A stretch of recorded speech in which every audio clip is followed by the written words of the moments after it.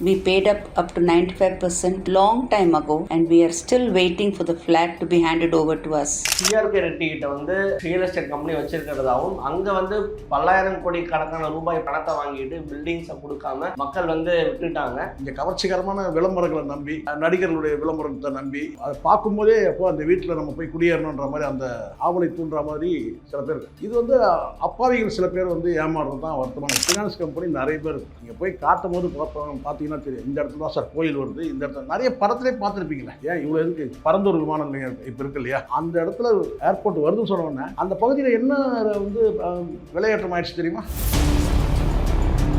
2011 செப்டம்பரில் mark properties அபிதாஞ்சலி அப்படிங்கிற ஒரு ப்ராஜெக்ட், அதில் ஃப்ளாட் புக் பண்ணேன். இன்னி வரைக்கும் ஃப்ளாட்டு ஹேண்ட் ஓவர் ஆகலை. பேரெல்லாம் பயங்கரமாக வைப்பாங்க, அனுபவம் நீகம். அப்போ தான் இதெல்லாம் இதுக்கு வருவான் 4 பேர் வருவான். இது எப்படி இந்த நடிகர்களே வருவாங்க 4 பேர் வரும்போது கேட்டான், இவன் இன்வெஸ்ட்மெண்ட் பண்ணி போனால் பண்ணியிருக்க மாட்டான்.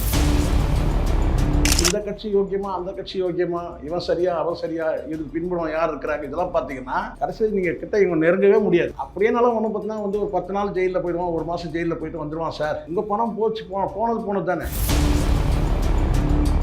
அக்ஷய திருதிக்கு நான் வந்து என்ன சொல்லிட்டேன், இதெல்லாம் வியாபார ட்ரெண்டு, இதெல்லாம் வந்து மக்களை ஏமாத்துறதுக்காக இது வந்து வியாபார தந்திரம். இது நகை அன்னைக்கு டேட்டுக்கு எல்லாம் வாங்கினா நகையை வந்து குவிஞ்சிருமா வீட்டில் அன்னைக்கு தெரியும் அப்படின்னு சொன்னதுக்கு அவ்வளோதான் சார். அன்னைக்கு பேசி முடிச்சது தான். வீடியோ வெளியே வந்த உடனே தான் ஒரு 3 நகை கடைக்காரனுக்கு ஃபோன் பண்ணுறான், உங்களுக்கு தெரியுமா இது அக்ஷய திருதினா என்ன தெரியுமா அப்படின்னு சொல்லி அதை எக்ஸ்பிளைன் பண்ணுறான், எனக்கு விளக்கம் பண்ணுறான்.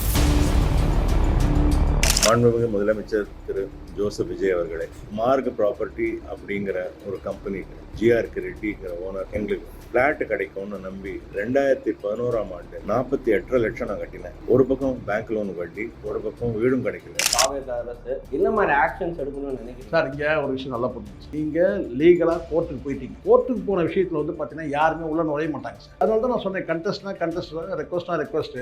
இப்போ நீங்கள் வந்து ரெக்வஸ்ட் நீங்கள் வந்து கொண்டு போய் நீங்கள் வந்து முதலமைச்சர்கிட்டே நீங்கள் கொடுங்க, என்ன செஞ்சிட முடியும்? ஏன்னா கோர்ட்டில் இருக்குது.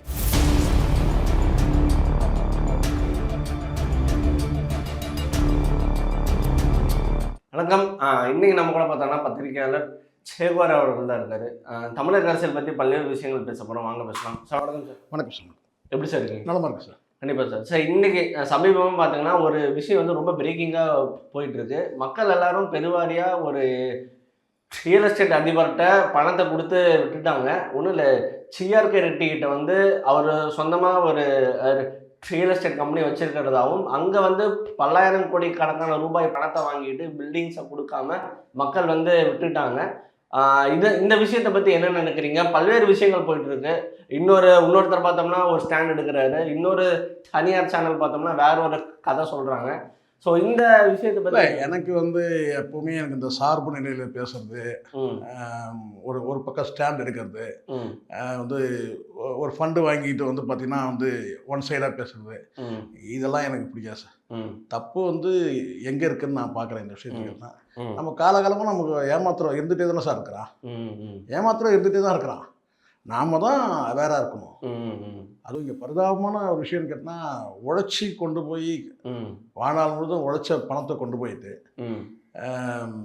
ஒரு வந்து பார்த்தீங்கன்னா ஒரு ஃபேக்கான நிறுவனன்றது தெரிஞ்சு ஒரு ஃப்ராடுன்றது வந்து தெரிஞ்சு தெரியாமன்றது வேறு விஷயம். பணத்தை கொண்டு போய் போடும்போது ஒரு எச்சரிக்கையாக இருக்கணும்ல சார். ஏன்னா நீங்கள் உங்கள் கையில் இருக்க பணத்தை போடுறதா இருந்தாலும் சரி, கடன் வாங்கி கொண்டு போய் போடுறதாலும் நீங்கள் தான் அந்த கடைசி வரைக்கும். இப்போ பார்த்தீங்கன்னா பல பேர் வந்து லோன் வாங்கிட்டு அந்த லோனை அடைக்கிற இடத்துல வந்து அவங்க இருக்கிறாங்க, ஆனால் வீடு வந்து சேரல, வீடு கட்டி முடிக்கல. இங்கே பல பேர் இருக்கிறான் சார். ஃபவுண்டேஷன் போடும்போதே வந்து ஒரு இன்வெஸ்ட்மெண்ட் மாதிரி வாங்குவான். இங்கே கட்டி விற்கிற நிறுவனங்கள் பல நிறுவனங்கள் இருக்குது. அது நான் சொன்னேன்னா அந்த நிறுவனங்களுக்கு நான் சப்போர்ட்டாக பேசுகிற மாதிரி ஆகிடும். காலம் 100 வருஷமாக இருக்கிற ரியல் எஸ்டேட் கம்பெனி இருக்குது. 100 வருஷமாக 2-3 தலைமுறை கடந்து நடக்கிற சில நிறுவனங்கள் இருக்குது. அப்போது இங்கே வந்து நாம் தான் வந்து ரொம்ப எச்சரிக்கையாக இருக்கணும். இங்கே கவர்ச்சிகரமான விளம்பரங்களை நம்பி நடிகர்களுடைய விளம்பரத்தை நம்பி அதை பார்க்கும்போதே அப்போ அந்த வீட்டில் நம்ம போய் குடியேறணுன்ற மாதிரி அந்த ஆவலை தூண்டுற மாதிரி சில பேர். இது வந்து அப்பாவிகள் சில பேர் வந்து ஏமாறுறது தான் வருத்தமான. திரும்பி படித்தவங்களாக இருக்கிறாங்க பல பேர். இதில் பாருங்கள், பெரும்பாலும் எல்லோரும் படித்தவங்க. இந்த வியாபார நிறுவனங்கள்லாம் இந்த மாதிரி ஏமாற்றக்கூடிய இந்த ரியல் எஸ்டேட் நிறுவனம்லாம் முதல்ல எப்படி பண்ணுவாங்கன்னா, உங்களுக்கு தெரியும் நினைக்கிறேன், இந்த பாம்புலாம் வச்சு வித்த காட்டுவான் தெரியுமா? பாம்பாட்டி பாம்புகள்லாம் வச்சு வித்த காட்டுவான். அவன் வந்து என்ன செய்வான்னு கேட்டிங்கன்னா வந்து பல கூடைகளை திறக்கவே மாட்டான். அதெல்லாம் பாம்பு இருக்குன்னு நம்ம நினைப்போம், சரிங்களா? ஆனால் அவனுக்கு தான் தெரியும் அதில் எத்தனை பாம்பு இருக்குன்றது அவனுக்கு தான் தெரியும். ஆனால் வந்து ஒரு 10 கூடையை வச்சிருவான். வச்சுட்டு பார்த்தீங்கன்னா இதில் இந்த பாம்பு இருக்குது, அதில் அந்த பாம்பு இருக்குது, இதில் இந்த பாம்பு இருக்குன்னு சுற்றி சுற்றி காட்டுவான். காட்டிட்டு அதுக்கு பிறகு வந்து பார்த்தீங்கன்னா வந்து அந்த கும்பல் நிற்கிறாங்க இல்லைங்களா, நமக்கு தெரியாது எவ்வளோ கும்பல் நிற்கிதுன்னு சொல்லிட்டு நம்மளும் போய் நிற்போம். ஆனால் அவன் ஆளே தான் அங்கே 10 பேர் நிற்கிறவன். நம்ம 11ஆவதாக போய் சேருவோம். ஒரு 20 பேர் 30 பேர் சேர்ந்த உடனே கேட்டிங்கன்னா அதுக்கப்புறம் என்ன செய்வான்னு கேட்டால் மெல்ல மெல்ல வந்து அவன் பேசி இதை பண்ணி அதை பண்ணி கடைசியில் என்ன செய்வான்னு கேட்டிங்கன்னா எல்லார் கையிலையும் மைய தடவிடுவான். அது தடவிட்டு கேட்டால் வந்து உங்கள் கையில் இருக்க பாக்கெட்டில் இருக்க காசை எடுத்து வச்சுட்டு போங்க, இல்லைன்னா வந்து உங்களுக்கு வந்து ரத்தம் கக்கி சாவிங்கன்னுவான். கடைசியில் வேறு வழியில் நம்ம கையில் இருக்கிற பணத்தை எடுத்து வச்சுட்டு நம்ம வருவோம். இது வந்து ஒரு ஏமாத்துகிற உத்தி. இது இந்த ரியல் எஸ்டேட் நிறுவனங்கள் பல நிறுவனங்கள் வந்து உங்களுக்கு தெரியும், கடந்த காலத்தில் வந்து சில படங்களே எடுத்துருக்குறாங்க. ஏன் இப்போ சமீபத்தில் கூட பார்த்தீங்கன்னா 3PHKன்னு வந்து ஒரு படம் எடுத்தாங்க, நீங்கள் பார்த்துருப்பீங்கன்னு நினைக்கிறேன். அந்த படத்தை பார்த்தா ஒரு வீடு கட்டுறதுங்க. அதே மாதிரி வீடுன்னு சொல்லி பாலுமகேந்திரா ஒரு படம் எடுத்தாங்க, வீடுன்னு சொல்லி ஒரு படம். ஒரு வீடு கட்டுறதுக்கு எவ்வளோ சிக்கல்கள் இருக்குது, எவ்வளோ வந்து கஷ்டங்கள் இருக்குது. ஆனால் வந்து நம்ம உழைச்ச பணத்தை கொண்டு போய் நம்ம போகிறோமேனு சொல்லி கொஞ்சம் அவேர்னஸ் ஆகிறேன். நான் இந்த ஏமாந்தவர்களை வந்து நான் ஏமாற்றப்பட்ட நபர்களை பற்றி நம்ம வந்து பெருசாக பேச வேண்டியதில்லை சார். அவன் காலகாலமாக தொடருவான். இந்த பல பேருக்கு தெரியும்னு நினைக்கிறேன், உங்களை விட நீங்கள்லாம் வந்து பிறந்திருக்க மாட்டீங்க. ஜெயலலிதா ஆட்சிக்கு வந்த போது அனுபவ் குரூப்னு வந்து ஒரு கம்பெனி உருவாச்சு. அவங்க என்ன பண்ணாங்க தெரியுங்களா, இந்த அனுபவ் குரூப்னு பேர் வச்சு ஒரு நிறுவனம் வந்து உருவாச்சு. இதே ரியல் எஸ்டேட் தான். என்ன பண்ணாங்க தெரியுங்களா, பெரிய தரிசு நிலம், அந்த தரிசு நிலத்தில் வந்து பார்த்திங்கன்னா வந்து தேக்கு மரம். ஸோ இந்த தேக்கு மரத்தை வந்து இப்போ விவசாயம் பண்ணுறோம். எங்களுடைய முதலீடை கொண்டு வந்து நீங்கள் இதில் போட்டிங்கன்னா இந்த தேக்கு மரம்லாம் வளர்ந்து வந்து பார்த்தீங்கன்னா இவ்வளோ தூரம் இத்தனை வருஷம் வளரும் போது உங்களுடைய பணமெல்லாம் வந்து பார்த்தீங்கன்னா 4 மடங்கு ஆயிடும் 5 மடங்கு ஆயிடும்னு சொன்னாங்க. அதை கொண்டு போயிட்டு கொட்டினாங்க பாருங்கள் பணத்தை அந்த அனுபவ குரூப்பில். ஸோ இதுக்கு பின்னாடி மிகப்பெரிய ஒரு மாபியாக்கள் இருக்கிறாங்க. அதில் இன்வெஸ்ட்மெண்ட் பண்ணி ஏமாந்து ஒரு கட்டத்தில் வந்து பார்த்திங்கன்னா வந்து அந்த கம்பெனி திவாலாயிடுச்சு. அவர் மேலே கேஸெல்லாம் போனாங்க வந்தாங்க. ஆனால் என்ன ஆச்சுன்னு தெரியுமா யாருக்காச்சும்? யாருக்காச்சும் தெரியுமா? யாருக்கும் தெரியாது. அது மாதிரி வந்து பார்த்தீங்கன்னா பல நிறுவனங்கள் வந்து என்னால் சொல்ல முடியும். திடீர்னு மெடிக்கல்ஸ் வியாபாரத்தில் இறங்கினாங்க ஒரு கம்பெனி, ஒரு குறிப்பிட்ட கம்பெனி. அது பெரிய அளவில் வந்து பார்த்திங்கன்னா விளம்பரம்லாம் பண்ணாங்க. அப்புறம் பார்த்திங்கன்னா அது போன போக்கில் என்ன ஆச்சுன்னே தெரியல. அதுக்கப்புறம் பார்த்தீங்கன்னா ஒரு நாள் வந்து இந்த கடன் தீர்ப்பாயம் ஒரு நீதிமன்றத்தில் அதில் வந்து தற்செயலாக ஒரு வக்கீல் ஒருத்தரை பார்க்கறதுக்காக போயிருந்த போது அந்த இடத்துல வந்து பார்த்திங்கன்னா நான் போயிருந்தது வேற ஒரு வேலையாக போயிருக்கேன். அது அப்போ தான் கேட்டாங்க அந்த மேலே இருக்கிற ஒரு கோர்ட்டில் இருக்கிறதுனா அது என்ன கோர்ட்டுன்னு கேட்டால் இங்கே எப்படி ஸ்பென்சர் பிளாஸா வந்து கிட்ட அது பக்கத்தில் இருக்குது. இது இங்கே என்ன கோர்ட் இருக்குன்னு பார்த்தீங்கன்னா அப்புறம் தான் ட்ரிபுனல் கோர்ட் இருக்குது, இந்த கடன் தீர்ப்பாயம், அந்த டெப்ட் ரெக்கவரி கோர்ட்னு ஒன்று இருக்குது அப்படின்னு சொன்னாங்க. அப்போது அங்கே போயிருந்தபோது அங்கே ஒரு போஸ்டர் ஒட்டிருந்துச்சு. அந்த போஸ்டரில் என்ன இருக்குன்னா ஒரு குறிப்பிட்ட நிறுவனம், அந்த நிறுவனம் திவாலாயிட்டு அவருடைய பாஸ்போர்ட்டை வந்து முடக்கி வச்சிருக்கு அப்படின்னு சொல்லி ஒரு விளம்பரம் பண்ணிருந்துச்சு. அது பாஸ்போர்ட்டை வந்து முடக்கி இருக்குன்னு சொல்லிட்டு. ஸோ இந்த மாதிரி நிறைய வந்து செய்திகள் இருக்குது சார். இந்த மாதிரி இன்வெஸ்ட்மெண்ட் பண்ணக்கூடிய நிறுவனங்கள் முதலீடுகளை பெற்று வந்து ஏமாத்துறது, இந்த மாதிரி ரியல் எஸ்டேட் கம்பெனிகள் காலங்காலமாக இருக்குது. இன்றைக்கி நேற்று இப்போ கொஞ்ச நாள் முன்னாடி ஆருத்ரான்னு ஒரு நகைக்கு வந்து இன்வெஸ்ட்மெண்ட் பண்ண சொல்லி ஆருத்ரான்னு சொல்லிட்டு பல பேர் அரெஸ்ட் பண்ணாங்க. அது கடைசியில் அது தோண்ட வந்து பார்த்தீங்கன்னா அது பொலிட்டிக்கல் பின்புலம் போச்சு. அது வந்து பார்த்தீங்கன்னா வந்து அரசியல் சம்மந்தப்பட்ட பலர் முக்கியமான நபர்களும் அதுக்குள்ளே இருக்கிறாங்க, அந்த ஸ்கேம்குள்ளே இருக்கிறாங்கன்னு சொல்லி வந்தது. ஆனால் இங்கே வந்து இந்த கட்சி யோக்கியமா அந்த கட்சி யோக்கியமா, இவன் சரியா அவன் சரியா, இதுக்கு பின்புலம் யார் இருக்கிறாங்க, இதெல்லாம் பார்த்தீங்கன்னா கடைசியில் நீங்கள் கிட்ட இவங்க நெருங்கவே முடியாது. அப்படியேனாலும் ஒன்றும் பார்த்தீங்கன்னா வந்து ஒரு 10 நாள் ஜெயிலில் போயிடுவான், 1 மாதம் ஜெயிலில் போயிட்டு வந்துடுவான். சார் உங்கள் பணம் போனது தானே. இப்போ பாருங்க இவங்க எல்லாம் கிட்டத்தட்ட 10 வருஷமாக வந்து கேஸை ரன் பண்ணிட்டு இருக்கிறாங்க. ஸோ நிதி நிறுவனங்கள் இன்னொரு அந்த இவர் இருக்கிறார்ல இந்த தேவநாதன் சொல்லிட்டு கூட உங்களுக்கு தெரியும்னு நினைக்கிறேன். வந்து இந்த பங்கு நிறைய வந்து பார்த்தீங்கன்னா அந்த நிறைய பேர்ட்ட இந்த இன்வெஸ்ட்மெண்ட் வாங்கிட்டு ஏமாத்துனது நிறைய இது மாதிரி நிறைய நம்ம பேரை சொல்ல முடியாது சார். நிறைய வந்து ஈசல் மாதிரி இருக்கிறானுங்க இவங்கெல்லாம் ஏமாத்துகிற கும்பலுன்னு. நாம தான் அவேர்னஸாக இருந்துருக்கணும். இவங்கெல்லாம் வந்து இப்போ இதிலேயே கூட பார்த்தீங்கன்னா எனக்கு சில சந்தேகம்லாம் இருக்குது.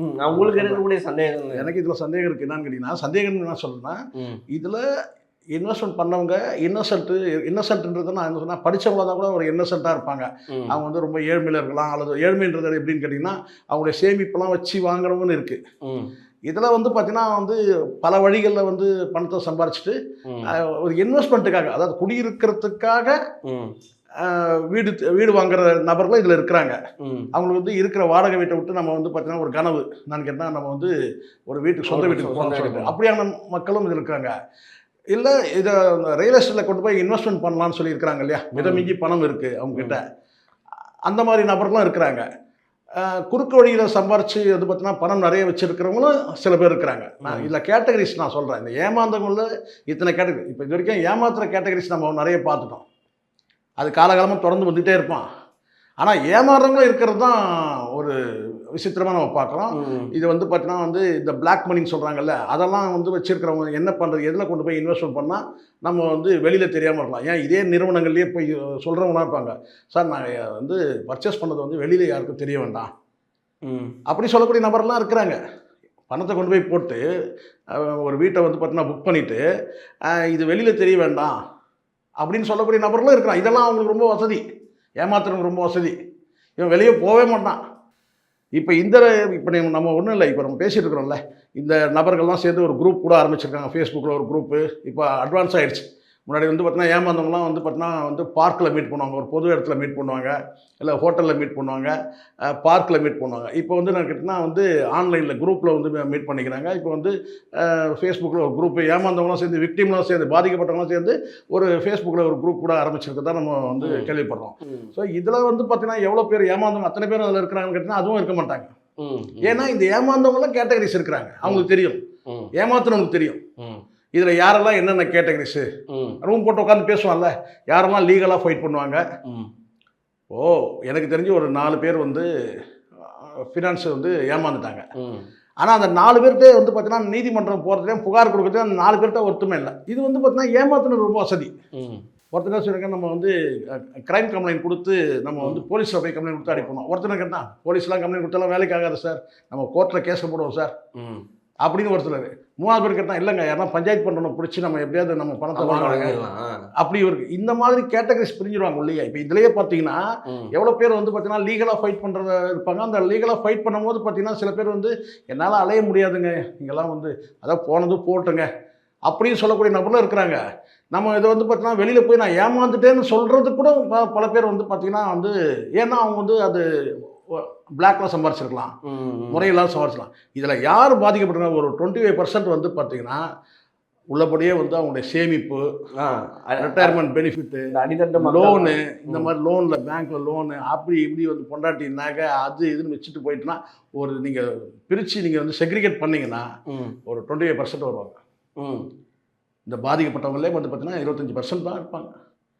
அவங்களால எவ்வளோ நாள் போராட முடியும்? இப்போது ஒரு விஷயம் இருக்குது சார், கண்டெஸ்ட்னா கண்டெஸ்ட்டு, ரெக்வெஸ்ட்னா ரெக்வெஸ்ட்டு. நீங்கள் லீகலாக கண்டெஸ்ட் பண்ணிட்டீங்க, கோர்ட்டுக்கு போயிட்டீங்கன்னு வச்சிங்களேன், அதுக்கப்புறம் நீங்கள் ரெக்வஸ்ட்டும் பண்ண முடியாது. ரெக்வஸ்ட் மீன்ஸ்னா வேறு எந்த பஞ்சாயத்துலையும் ஈடுபட முடியாது. இந்த மீடியாக்களில் புலம்புறதுனால என்ன ஆகிட போகுது? சவுக்கு சங்கர் காசு கொடுத்தா அவன் வந்து பார்த்தீங்கன்னா அவன் வந்து எந்த செய்கிறோன்னா கூவான். இதெல்லாம் உண்மை. மீடியாக்களில் பேசுகிறதுனால மீடியாக்களில் வந்து பார்த்தீங்கன்னா இவருக்கு பின்புலம் இருந்தார், இவர் பின்புலம், அரசியல் பின்புலம் மாறிட்டே இருக்கும். நேற்று ஒரு ரெட்டி இருந்தால் இன்றைக்கி ஒரு ரெட்டி இருந்தான்னு சொல்லிட்டு நம்ம பேசிடலாம். ஆனால் இங்கே யார் பொறுப்பு? நாம் தான் கவனமாக இருந்திருக்கணும். ஏமாத்திரம் இருந்துகிட்டே இருப்பான் சார். இது நான் கேட்குறேன், இத்தனை கேட்டகரிஸ் இவ்வளோ பேர் ஏமாந்துருக்காங்க. இதில் எவ்வளோ அதிகாரத்தில் இருக்கிறவங்க எவ்வளோ பேர் இருப்பாங்க தெரியுங்களா? அதிகாரத்தில் இருக்கிறவங்களே இருப்பாங்க, ஆனால் அவங்களே வாய் திறந்து பேச முடியாது. ஏன்னா இதனால் வேறு ஏதாவது சிக்கல் வந்து தொலைய போகுது, நமக்கு போராட முடியாது. ஏன்னா இது வந்து வேறு மாதிரி வந்து பேக் ஃபயர் ஆகிட போகுது நமக்கு அப்படின்னு சொல்லி உயர்ந்த பதவியில் கூட இருப்பாங்க, ஆனால் பேச முடியாது. இது நான் இன்றைக்கி நான் பார்க்குறேன். எனக்கு தெரிஞ்சு நான் ஒரு 35 வருஷமாக நான் 40 வருஷமாக நான் பார்க்குறேன். நிறைய ஏமாற்றம் நான் சொன்ன மாதிரி அந்த அனுபவ் குரூப்ஸ், அப்புறம் இந்த ஸ்னேகம் ஃபைனான்ஸ்னு சொல்லிட்டு பேரெல்லாம் பயங்கரமாக வைப்பானுங்க. அனுபவ், ஸ்னேகம் எப்படி அப்போ தான் இதெல்லாம் இதுக்கு வருவான் 4 பேர் வருவான். இது எப்படி இந்த நடிகர்லேயே வருவாங்க 4 பேர் ஒரு முறை வந்து கேட்டான், இவன் இன்வெஸ்ட்மெண்ட் பண்ணியிருப்பானா? பண்ணியிருக்க மாட்டான். பார்க்குறோம்ல சார், கோல்டு கம்பெனி அது இல்லை வந்து பார்த்தீங்கன்னா வந்து இது பேரை சொன்னால் தான் ஒரு இந்த ஆடி அது என்ன இந்த ஆடி மாதம் இந்த நகைக்கு ஒன்று பண்ணுவாங்களே, அது பேர் என்ன, ஆடி மாதம் நகை வாங்கும்போது அது ஏதோ சொல்கிறாங்கல்ல, இந்த குறிப்பிட்ட ஒரு நகை வாங்கும்போது அட்சய திருதி. அட்சய திருதிக்கு நான் வந்து என்ன சொல்லிட்டேன், இதெல்லாம் வியாபார ட்ரெண்டு, இதெல்லாம் வந்து மக்களை ஏமாத்துறதுக்காக இது வந்து வியாபார தந்திரம், இது ம். நகை அன்னைக்கு டேட்டுக்கு எல்லாம் வாங்கினா நகையை வந்து குவிஞ்சிருமா வீட்டில் அன்னைக்கு தெரியும் அப்படின்னு சொன்னதுக்கு அவ்வளோதான் சார். அன்றைக்கி பேசி முடிச்சது தான். வீடியோ வெளியே வந்த உடனே தான் ஒரு 3 நகை கடைக்காரனுக்கு ஃபோன் பண்ணுறான் எனக்கு.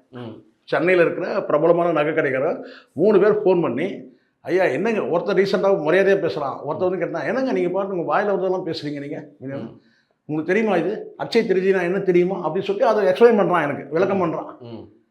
இன்னொருத்த வந்து நான் கேட்டேன், எப்படிங்க அந்த மாதிரி பேசுவீங்க ஐயா, நீங்கள் இவ்வளோ பெரியவராக இருக்கீங்க, நீங்கள் இப்படிலாம் பேசலாமா, நீங்கள் எங்கள் தொழிலை கெடுக்கக்கூடாது இல்லை. இப்போ நாங்கள் வந்து ஒரு தொழில் பண்ணுறோம்னு சொன்னால் நாங்கள் முறையாக தான். இப்போ அட்சய திருதிக்கு நகை வாங்கும்போது அவங்க வீட்டுக்கு நகை போகுது, நாங்கள் ஒன்றும் ஏமாத்துறோம்ல, நாங்கள் ஏமாத்துறோமா? இப்படி வந்து பார்த்தீங்கன்னா ஒரு விஷயத்தை வந்து மக்கள்கிட்ட வந்து ஒரு அவேர்னஸ் ஏற்படுத்துகிற எங்களுக்கு எவ்வளோ சிக்கல் இருக்குது. அதனால் இங்கே சில பேர் பேசுகிறத நான் வந்து பாயிண்ட் அவுட் பண்ணல. அதை வந்து அவங்க எப்படின்னு சொல்ல முடியாது. ஆனால் பெரும்பாலும் சவுக்கு சங்கரை பற்றி எல்லாருக்கும் தெரியும். மற்றவங்க நான் சொல்லலை. ஏன்னா சாட்டை துறைமுகம்லாம் பல விஷயங்கள் எடுத்து பேசுகிறோம் தான். இதே ஆருத்ரா பற்றியும் அவர் பேசியிருக்கிறாரு, பல விஷயங்கள். நான் அதுக்காக சப்போர்ட் பண்ணல இந்த சைடில். ஆனால் ஒவ்வொரு கேட்டகரி எப்படி தெரியும், சவுக்கு சங்கர் கேட்டகரி என்னன்னு நமக்கு தெரியும். புரியுங்க சொல்கிறேன். இங்கே வந்து பார்த்து நான் ஒன்று தான் சொல்லுவேன், இந்த இன்வெஸ்ட்மெண்ட்லாம் கூட சொல்கிறேன். நீங்கள் வந்து பேங்க்கில் கொண்டு போய் இன்வெஸ்ட்மெண்ட் பண்ணுங்கள். நேஷனல் பேங்க், அது கூட நேஷனலைஸ் பேங்க்கில் பண்ணுங்கள். இந்த ப்ரைவேட் பேங்க்கில் போய் பண்ணாதீங்க, நேஷனலைஸ் பேங்க்கில் பண்ணுங்கள். சேஃபாக உங்கள் பணத்தை நீங்கள் சேஃபாக வச்சுக்கணும்ல சார். இந்த பகுதியில் இறுதி கேள்வினா, இன்னைக்கு புதுசாக ஒரு அரசு வந்திருக்கு, தாவேக அரசு, என்ன மாதிரி ஆக்ஷன்ஸ் எடுக்கணும்னு நினைக்கிறீங்க சார்? இங்கே ஒரு விஷயம் நல்லா புரிஞ்சுங்க சார். பாரபட்சமாக நான் சொல்கிறேன். நீங்கள் லீகலாக கோர்ட்டுக்கு போயிட்டீங்க. கோர்ட்டுக்கு போன விஷயத்தில் வந்து பார்த்தீங்கன்னா யாருமே உள்ள நுழைய மாட்டாங்க சார். அதை முதல்ல புரிஞ்சுக்கணும். நீங்கள் நீதிமன்றத்தில் நீங்கள் கதவை தட்டிட்டீங்க, எங்களுக்கு வந்து பாதிப்புன்னு சொல்லிட்டு. ஸோ அதனால தான் நான் சொன்னேன், கண்டெஸ்ட்னா கண்டெஸ்ட், ரெக்வஸ்ட்னா ரெக்வஸ்ட்டு. இப்போ நீங்கள் வந்து ரெக்வஸ்ட் நீங்கள் வந்து கொண்டு போய் நீங்கள் வந்து முதலமைச்சர்கிட்டே நீங்கள் கொடுங்க, உங்களுடைய மனுவை கொடுங்க. என்ன செஞ்சிட முடியும்? ஏன்னா கோர்ட்டில் இருக்குது. யார் தப்பு என்னன்றது வந்து அதுவும் சிவில் நேச்சர்லாம் உங்களுக்கு தெரியும் சார். கோர்ட்டுக்கு போயிட்டா இப்போ பாருங்க, இதே 10 வருஷத்துக்கு மேலே ஆயிடுச்சு நான் சொல்கிறாங்க. நீதிமன்றத்துக்கு நீங்கள் போயிட்டீங்கன்னா, நீதிமன்றத்தில் வந்து அதுவும் சிவில் மேட்டர் கொண்டு போயிட்டீங்கன்னு வச்சுங்களேன், அவ்வளோதான் முடிஞ்சு. இப்படி தான் சொல்கிறது. அது நீங்கள் போய் கேள்விலாம் கேட்க முடியாது. ஏங்க வாய்தா போட்டீங்க, ஏங்க நீங்கள் அந்த வக்கீல் வரும்போது உங்கள் வக்கீல் வர மாட்டார், உங்கள் வக்கீல் வரும்போது அந்த வக்கீல் வர மாட்டார், 2 பேர் வரும்போது ஜட்ஜி வர மாட்டார். வருவார். அதாவது கேட்டிங்கன்னா அன்றைக்கி டேட்டுக்கு வந்து அவருக்கு வந்து லீவ் ஏதாவது இருக்கலாம், எல்லா மனிதருக்கும் வர்றது தானே. இப்படி போயிடும். 3 பேருமே வர்றது ரெடியாக இருப்பாங்க. அன்றைக்கி விடுமுறை இருக்கும். இந்த வக்கீல வந்துடுவார், அந்த வக்கீல வந்துடுவார், ஜட்ஜே வந்துடுவார். ஆனால் அன்றைக்கி டேட் வந்து பார்த்தீங்கன்னா விடுமுறையாக இருக்கும். வரத்துக்கு ரெடியாக இருந்தாலும் அப்போ என்ன பண்ணுவீங்க? நீதிமன்றத்தில் இன்றைக்கி சார் நீதிமன்றத்தில் 5 கோடி வழக்கு நிலுவையில் இருக்குதுன்னு சொல்கிறாங்க. சுப்ரீம் கோர்ட்டில் ஒரு அந்த வழக்குகள்லாம் சீக்கிரம் பைசல் பண்ணுங்க அப்படின்னு சொல்லி உத்தரவுகள் ஒரு பக்கம் வந்துட்டு இருந்தால் கூட பார்த்தீங்கன்னா அடுத்தடுத்து வழக்குகள் வந்து பதிவாகிட்டே இருக்குது. இந்த வழக்குகள் முடிகிற பார்த்தீங்கன்னா 100 வழக்கு முடியும் போது பார்த்தீங்கன்னா 150 வழக்கு வருது புதுசாக. எங்கே இருக்குதுன்னு பாருங்கள். நானே இப்போ எனக்கே ஆச்சரியமாக இருக்குது சார். நான் 35 வருஷத்துக்கு முன்னாடி பார்த்தேன் சார். அந்த அனுபவ குரூப்ன்றவங்கன்னா வெறும் கட்டாந்தறியில் வந்து பார்த்தீங்கன்னா தேக்கு மரத்தை வச்சு விட்டான் சார். வச்சு விட்டுன்னு கேட்டால் ஒரு போட்டான் விளம்பரத்தை, இது பேப்பரில் ஒரு பக்கம் விளம்பரத்தை போட்டான். அப்படியே அந்த தேக்கு மரம்லாம் பார்க்கும்போதே சும்மா பலன்னு இருக்கும். அப்படியே செடி அப்படியே அந்த மண்ணிலேருந்து அப்படியே வந்து பார்த்திங்கன்னா அப்படியே அதுவும் ஆயில் பேப்பரில் வந்து பார்த்திங்கன்னா பேம்ப்ளெட்ஸ் எல்லாம் புக்லெட் போட்டான். எல்லாம் என்ன நிறைய ஃபினான்ஸ் கம்பெனி நிறைய பேர் இருக்கு. நீங்கள் போய் காட்டும் போது பார்த்தீங்கன்னா தெரியும், இந்த இடத்துல தான் சார் கோயில் வருது, இந்த இடத்துல நிறைய படத்துலேயே பார்த்துருப்பீங்களே, இந்த இடத்துல ஏர்போர்ட் வருது, இந்த இடத்துல ஏன் இவ்வளோ எதுக்கு பரந்தூர் விமான நிலையம் இப்போ இருக்கு இல்லையா, அது வந்து பார்த்தீங்கன்னா அந்த இடத்துல விமான ஓடுதளம் வருதுன்னு சொன்ன உடனே, ஏர்போர்ட் வருதுன்னு சொன்ன உடனே அந்த பகுதியில் என்ன வந்து விளையாட்டம் ஆயிடுச்சு தெரியுமா? ஸோ மக்கள்கிட்டயே வந்து பார்த்தீங்கன்னா வந்து ஒரு நிதானம் வேணும் சார். வந்து ஏன்னா வீடு இருக்கிறது ரொம்ப ரொம்ப முக்கியமானது. அதில் கொண்டு போய் நீங்கள் வந்து முதலீடு போடும்போது ரொம்ப எச்சரிக்கையாக இருக்கும். பரிதாபமாக இருக்குது நமக்கு. என்ன சில பேர் கதையெல்லாம் கேட்கும்போது அதில் படிக்கும்போது என்னால் கொஞ்சம் நேரத்துக்கு மேலே படிக்கூட முடியல. அவ்வளோ கண்ணீரும் கதறல்களும் இருக்குது. என்ன செய்யறது? இங்கே இருக்கிற நம்மக்கிட்ட இருக்கிற அந்த சட்ட அமைப்பு எப்படி இருக்குது, நீதிமன்றங்களுடைய பரிபாலன முறைகள் எப்படி இருக்குது, இங்கே வந்து பார்த்தீங்கன்னா இந்த முதலீடு கம்பெனிகளுக்கு என்ன பின்புலம் இருக்குது, எல்லாத்தையுமே நீங்கள் பார்க்கணும். நாளைக்கு திடீர்னு இப்படி ஒன்று ஆச்சுன்னா இதை எப்படி நம்ம ரெக்கவர் பண்ணுறது? நீங்கள் நினைக்கிறீங்க என்னன்னு கேட்டால், அப்பா இவ்வளோ பேர் இன்வெஸ்ட்மெண்ட் பண்ணும்போது விட்டுருவாங்களா அப்படின்னு நினைப்பீங்க. ஆனால் அங்கே பார்த்தீங்கன்னா வந்து ஒரு 25 பேர் பண முதலைகள் போட்டிருப்பான். அப்பா இதெல்லாம் எவ்வளோ பெரிய ஆள் இதில் இன்வெஸ்ட்மெண்ட் பண்ணியிருக்காரு. கடைசியில் அவனுக்கு உள்ளுக்குள்ளே இன்டீரியர் அவனுக்கு வந்து லிங்க் கூட இருக்கும். அது நமக்கு வெளியே தெரியாது. அவனை கூட ஒரு பங்குதாரராக இருப்பான். மக்கள் வந்து கண்டிப்பாக நான் சொல்கிறேன்.